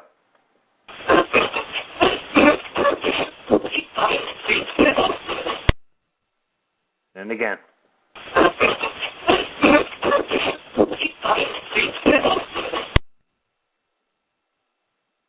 Awesome.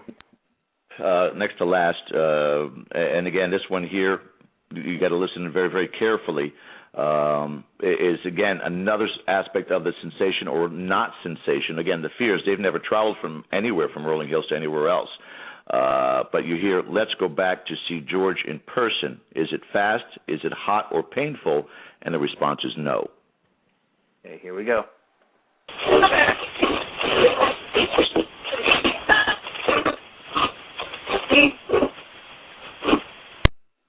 And again.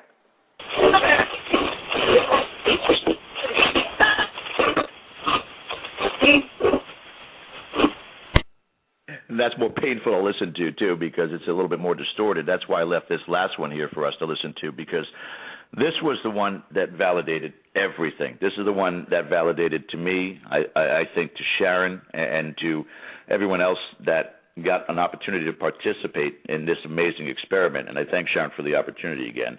But in this particular case, they had already traveled. They already left and made the journey to my house. But this is still the Frank's box operating at Rolling Hills Asylum with the remaining spirits that were there. And you hear first a male come back and say, "What happened? Those girls were here," meaning Amanda and Colette. Says, "What happened? Those girls were here." And then if you have a female say, "They went to George Lopez in Florida." Explain that to me. Go ahead. Yeah, this is amazing. But here we go.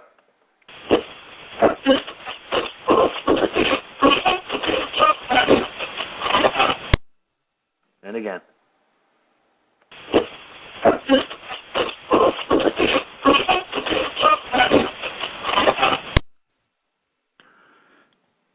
And I have to say, we talk about, random words coming through and things. When I was with you at Curse City, the first time hearing Matthew Slozer come through on, on the radio thing, which, I'm not, no one's talking about me on any radio anyway, I can guarantee that.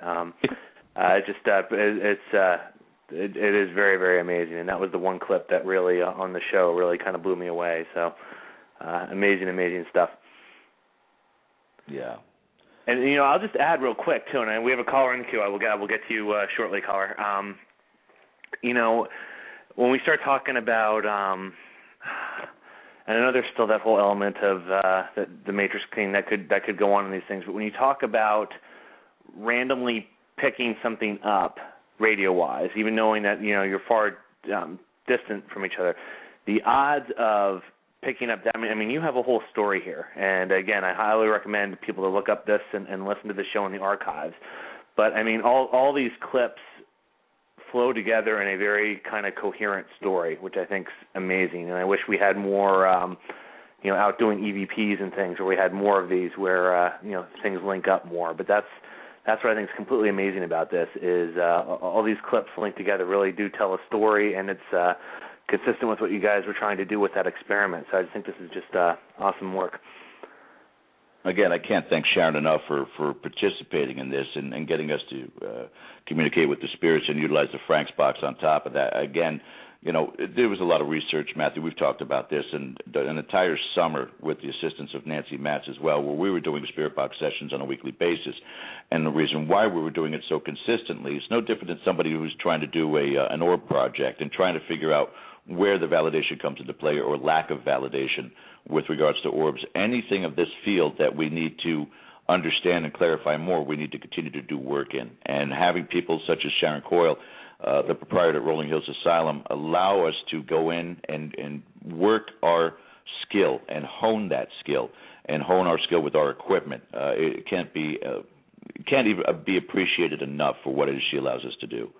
You don't have to say that because everyone forgets that I started out as an investigator like everyone else, so I have a vested interest in the field myself and want to learn more. I mean, I just happen to be rescuing an old building, which is very active, but I think who we really have to thank as well is Amanda, Colette, Michael, and Gabriel, because you have such a connection with those four humans or former humans, people, friends, whatever you want to call them, and that they come through all the time on a, like dialing a telephone. You can literally call them up, and they're your facilitator to the other side, and that's pretty amazing. It is, and you're right. Well, let's see. We have a caller in here. Let's see who we have. Sunday Night Dead, who are we speaking with? Hey, Matt. It's Mark O'Connor from Western New York, not too far from Bethany. How are you? Hey, Mark. How are you? Hi, Doing Mark. pretty well. Hey, Sharon. How are you? Good. I miss you. You got to come visit. I know. It's funny you talk about how you had such great experience with people being there in the winter. I grew up in the Western New York area and lived in New Jersey for 8 years and got spoiled by the warm weather. And then, all winter I'm thinking, I got to go to Rolling Hills. And, I'm looking at the thermometer and I'm thinking, man, I don't want to be cold. I know. But the reason I called in was not only because I have what I think is a good connection with Sharon. For whatever reason, there's 3-4 people on this call that I've had a connection with for different reasons that have all kind of come together. And, I think that this whole veil, all this kind of stuff just kind of comes together. And, we can sit here and listen to EVPs and talk about people at locations and I've been at Rolling Hills 3-4 times just within the last, year, and, had, connections with Jack and Roy and even Emma or Emmy, whoever the girl nurse is that's upstairs that Sharon can affirm. There's some kind of, evil, I don't know if it's evil or just kind of a holding down kind of a spirit, like in the room next door, that kind of thing. We were there the one night. And, just incredible experiences with that kind of stuff. And, that'd be a good story in and of itself. But, Sharon, I think I want to talk about what happened after I had left Pennhurst. And you and I had some communications after Pennhurst. Okay, so I went down to Pennhurst. To make a long story short, I go down to Pennhurst. I meet John Cockle, and that's how I got connected to this show. John Cockle is hosting the night at Pennhurst. I go into Pennhurst. Very first section I go to is the nurses' station on, I believe, the third floor of the Mayflower building. And to a degree, I have some kind of sensitivity that I'm working on. And, as I'm taking the tour, I'm feeling this little girl in this, dress, brown hair, cute little girl just following me around. You know what I mean? Just like, not anyone else, me. Like, I'll go into a room, and she'll follow me into the room, that kind of thing. And so the first place I want to go to is where I think she's going to be. I go there, and to make a really, really long story short on my side, and I want everyone to hear Sharon's side of this also, but I end up getting a name of this girl on an EVP recording that Sharon told me she got in a dream not even a week later. Is that right, Sharon? Yeah, I don't remember the whole situation because it was a dream, but I remember dreaming something and texting you it. And it was like, oh, my God, blah, blah, blah, blah, blah. And I had no idea you were in Pennhurst and you had this experience. I had no idea. It was very strange. You'll have to fill in the gaps more because, honestly, so much stuff happens here. My mind kind of has this sometimes. But, finish the story. Well, basically, for what I recall of it is that you contact me and, we're going back and forth. And, you're telling me about there's these gravestones that were in the dream. The gravestones were kind of half covered by either earth or by longer grass. And there's buildings. The buildings are kind of run down. They're dilapidated. There are a lot of buildings kind of in a huge area, which is exactly what Pennhurst is. And the weird thing is, like you just said, you had no idea I was going there. So literally, this is July 21st was the day I met John Cockhill. July, maybe it was 14th or the week before, I was at July 6th, I was at Rolling Hills. May 26th, I was at Rolling Hills last year. So there was like 3-4 times I was at Rolling Hills right before that. So I had been out there and, had some good experiences and had an awesome time. Sharon's an awesome host. Anybody that wants to go there, like, you got to go.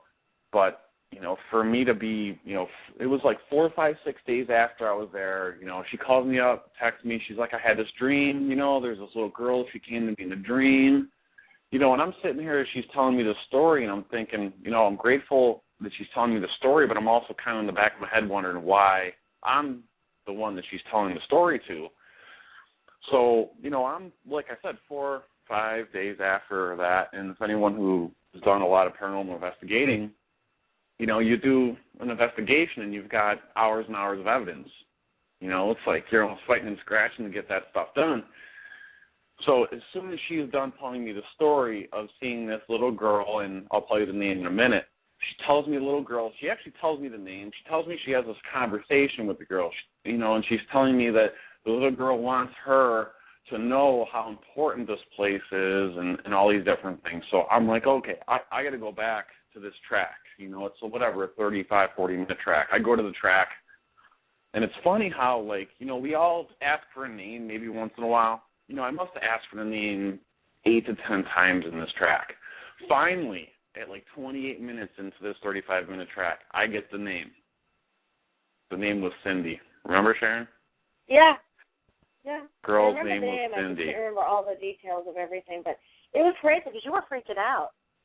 I lost. I kind of lost it because it was like you weren't even there. You had no, like you said, you had no idea I was going there. I had just seen you a week or two before, but it was just one of those weird situations where it's like, we can grab an EVP, and, like, I got some EVPs last night, and that's cool. And, like, you think about places that are vortexes, and that's cool, but, like, you had a dream about someone that I had a physical communication with.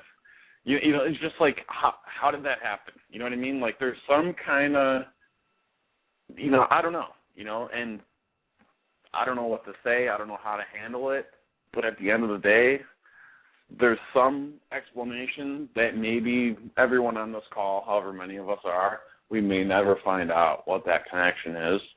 But you know what? At least if we can spend our time, enjoy ourselves, and, try to nick away at that connection, that our job's done in this paranormal field. That's my opinion. Like, we all got a bunch of EVPs. It's all good stuff. I'm not saying anything bad about it, but that's the kind of thing, when you have these weird experiences, whether you're intuitive or not, that you just kind of got to look back and say, man, I really can't explain that at all, and how did that happen?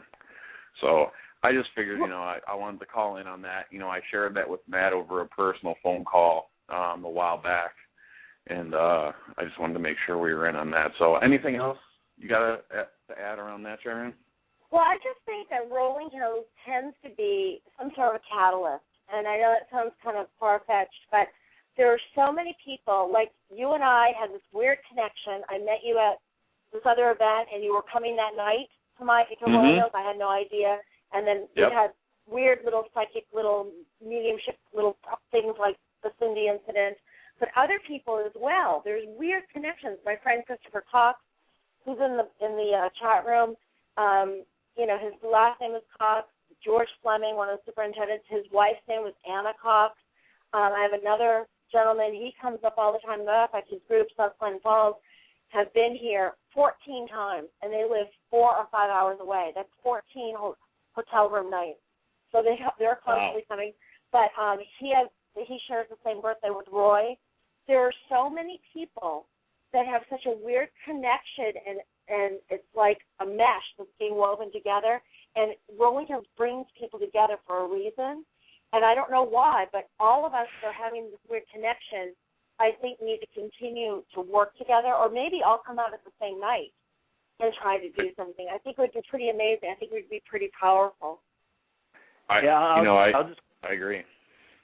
I was just going to quick add, it is interesting how the whole thing works, because, Mark, you and I have talked about meeting up there at Rolling Hills, and I met John Coghill around the same time you met John Coghill at Penhurst. I believe I was there like the weekend before you were there. And then, as it turns out, we have another investigation at a place that we are. You were contacting another member of my team on, because we're on subsequent nights in that place, and I didn't even realize that was you until we started talking about through kind of John, Penhurst, and Rolling Hills. So out of all, very, very interesting how it all links. The hundreds of places, Matt, to your point, out of the hundreds of places in the eastern side of the Mississippi that we could all be investigating in the month of May, how were we the next 2 nights next to each other? It doesn't make sense. It's just, I think that stuff doesn't make sense. So I agree. I think we should all see how we can try to line it all up. There's a reason for all of it. I believe that. There's just a bigger picture here. There really is. So, well, Mark, your time's in Rolling Hills. What can you tell people out there that either teams that are much farther away, or people that don't investigate, that would like to get an experience for the building? What were your thoughts and kind of impressions of your time in there? Well, I mean, I'd imagine anyone on this phone call is in a situation where they've gone on paranormal investigations or had experiences, and those experiences cause them to go on paranormal investigations. I grew up in a family where there was no tolerance. So, I'm 5, 6 years old talking to Native Americans outside my window. My parents told me I was crazy, so I blocked it out for, 15, 20 years. And all of a sudden, a year and a half ago, I started opening back up. And I started seeing stuff everywhere I go. You know what I mean? Like, I can sense when a cop's coming. I can go to a grocery store and be like, oh, my God, there was someone that died here. And then I look to the research, and I find out there was an airport there, and somebody died there. It was just like all sorts of wild stuff. And then, we started my conversation, this phone call, with what I think is one of the coolest experiences I've ever had in my life, which is, you know, sharing, not knowing I was there and getting the same name, and I have the EVP, and I feel bad to the audience that I am not good enough with technology that I can't cue that stuff up, because I could give you the EVP in like 3 seconds, but I'm just not good enough at that stuff, so you're just going to have to trust me. But at the end of the day, you know, the first time I go to Rolling Hills, I go there with a girl, you know, dating, and she had been there once before, and her interest had been piqued by the place, and, you know, a year and a half later, her and I hook up. 3 months later, we go there together, and we start investigating. I meet Sharon, and I'm walking around the place, and I'm walking down the lower level toward the longer end of the building. Like, if you're looking at the building over a top view, all the way over kind of toward the eastern side, there's like what I think maybe would have been an addition. There's this little kid named Jack. He just latches on to me, and I get a couple of EVPs in there. You know, we leave there, and I'm starting to walk kind of toward the mortuary area. And it's just like, I'll tell you, like, there's only been, you know, maybe I've been on 120 to 150 investigations in my life. I've been, you know, all over like the upper area here. You know, I've been to, you know, to Philadelphia, to, you know, the prison there, Mifflin. I've been to, I can't even remember the one that's in Philadelphia. That's the most famous one that's on that top 10 list that you posted, Matt. But I'll be honest, like, Rolling Hills, like, you walk into that place, whether you're sensitive or not, you're going to feel something.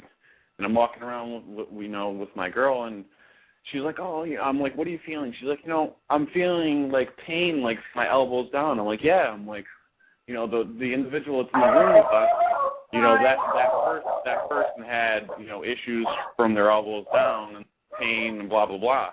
So you start walking around the whole rest of the building, and you start feeling, you know, Roy following you around, and there's just a number of spirits there that are, you know, almost feel like caretakers of the place, because they, you know, that being a poor farm and thinking about the situation, you know, there was mothers who were there, you know, there was kids who were there, and then there was people who were there that shouldn't have been there, and then there was also people that were there that maybe shouldn't have been there, but also kind of took care of the people that shouldn't have been there, and that was the Roys, you know. So, you know, I mean, every time I'm there, I'm all over the place. And the one story that I really have that comes to mind that's secondary to what I first shared was, I'm there I think it was the last time that I was there, Sharon shared with me that Emma or Emmy, I forget which one it is, Emma. Based on Emma. You had shared with me that she had been somewhat tormented or held back or something by a spirit. I don't know if it was what a medium had told you or what. So you and I went to the room right next door to hers. Yes. And everyone, you know, watches the TV shows and they see the flashlight go on and off. Cool. And I'm a proponent of the flashlight if you're a medium and you know when you can feel something's there and you're communicating and you're not like putting on a show. Because like the paranormal team I'm on, we put on live investigations. So we want to put on a show, but we want it to be legit. But you know, it's just Sharon, my girl, and I, and you know, we're in there and we're going back and forth. And I don't have a flashlight, and I've got a K2 on, and this thing's pegging the K2 to red, like angrily, you know. And I'm going, and Sharon will attest this. I'm standing up to this thing and going, you know, we're gonna kick you the F out of this place if you don't stop pushing back and holding down her. What did you do to her? And we're going back and forth. And the weird thing was, all I could sense, from my recollection, all I could sense was this spirit just wanted to hold her down. It just wanted to lock her in the little closet, which is like to the far, like you walk into her room, there's like a window, a little small window in the front. Then over to the left, there's a window, there's a little closet to the far, far, far left.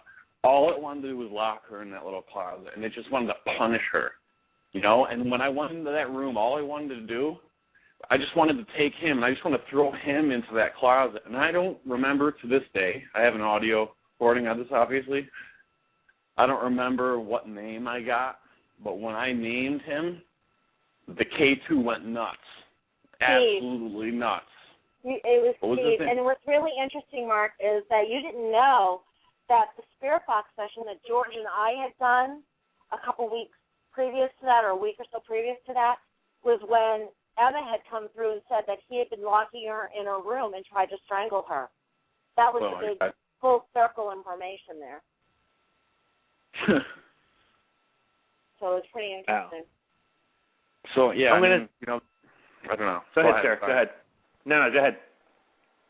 I mean, it's just scary to, like, we all get EVPs and stuff like that, but that stuff is more than, it's more than EVPs. That's spirits holding spirits down. It's one thing for us to protect battered living dogs or us to protect battered living humans. Like, why are we doing this? Shouldn't we be helping her? That's my point. Well, I actually shared some stuff on my sites this week to that effect. I think that's, I think people doing this for different reasons and kind of applying their rationale to other teams is the root cause of the kind of drama and angst that you see out there. And so, I can see your point on that, though. Well, this was, time flew on this one. Great discussions on this, and we still have a little bit of time, but I do want to add, and I already posted this in the chat, I want to do justice, Sharon, to the audio you sent in, so I don't want to try to rush that. So if you are available next week, I would love to kind of lead off next week's show with those clips and the stories behind the clips, if you are free to do that. No, that would be great. I really appreciate that. I just want to go back one quick second to Mark. Yeah, absolutely. Only because it's another whole full circle moment here. When Mark, another one of the businesses that Mark showed up at, and he brought his girlfriend, they're standing in line outside to come in, and it was a public hunt. And the same place that I guess his girlfriend was originally part of, like a year or 2 or 3 years before and hadn't seen like in years, showed up that same night. It's this whole full circle. Why is Rolling Hills bringing all these people together? Constantly, what's happening? And I just want to make a point of that, especially because there's such a thread between Mark and I for whatever weird reason that I don't know. I just wanted to elaborate on that again. It just came to mind. Sorry. I'll speak to this too, and I just it just amazes me. And again, I don't know if it's the field or the okay or what's behind it, but just some of the it's why I enjoy working in this area, or one of the reasons I really enjoy working in this area is I've met some great people that I've still never met in person, or in the case of George, I had the opportunity to meet him once in person. It's just it is very interesting, and like you were mentioning about the locations and the things, it is kind of odd how certain people keep coming up in different areas and different connections, and so very interesting. Before we run out of time, though, Sharon, and we are going to do this, so just everybody knows, whether you're listening live or whether you download this later, we are going to roll this into next week. We're going to have kind of Rolling Hills Part 2 because we still have a lot to cover, and I want to do it justice, and great location. We posted a lot of the site and information on the Sunday Night Dead Facebook page, but for anyone listening, Sharon, could you please give contact information for your location and anything else information you'd like to share? Sure. Well, the website is rollinghillsasylum.com. We have a Facebook page, the Rolling Hills Asylum, it's official Rolling Hills Asylum Facebook page. And, a couple things.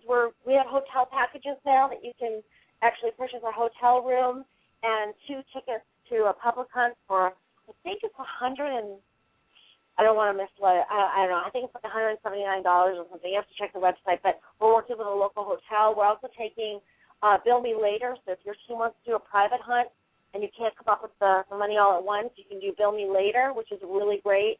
That way you can come in and do a private hunt. You don't have to pay for it for 6 months, which is pretty awesome. Yeah, it's a really excellent place. You just have to come. You get addicted. People have been coming back over and over and over again. And I just want to say, I really appreciate it. We do put all the money right back into the building. People that know me know how I live. I live very modestly, and I really do put everything back in the building. Last year, we were grateful enough to have a commercial roofer fix our slate roof, but we have a lot more work to do. So I hope you guys come out and do experiments, bring equipment. Maybe you have an idea, like this other gentleman did with the microphone and the amplifier, and I'm all for it. Let's do as much as we can. I want to make Rolling Hills a research facility. If I had, had hit Powerball, I would have bought a whole bag of computer systems and set up a whole room. Unfortunately, I don't have that luxury, but we can certainly get together and do more experiments out here. Absolutely, and I really want to thank you and commend you for what you're doing. I think it's great for preserving the location and great for the field. And I'm personally looking forward to coming up there and meeting you, seeing the location, and meeting Mark hopefully as well. So very much looking forward to that. George, thank you very much for being on tonight. Oh, my absolute pleasure, sir. And we have some. Yeah, go ahead, Sharon. Yeah, I was going to say, so George, call me after this. I want to ask you if you want to do Roy's anniversary on Thursday of his passing. We could do it off air. I can't do it at night because I work, but we could maybe set something up during the daytime and try to communicate with him. Absolutely. Yeah, give me a call. We'll and do it. If you get anything interesting, we could always add that onto the Rolling Hills Part 2 Sunday if you'd like. That'd be great. All right, awesome. And Luana, thank you very much. Thank you. Yeah, thank you, Sharon, too, for joining tonight. I had a great time listening to the stories, and believe me, it's a place I'll be trying to get my team out to investigate sometime soon. I hope so. Thank you. And mad love to George for always supporting me, and to Matt. Really appreciate it. Thank you very much, and we'll be in touch offline after the show about next week and Thursday as well. So everybody, next week we will have Rolling Hills Part 2. Very much looking forward to this. Again, we have a lot more stories and audio to play for that.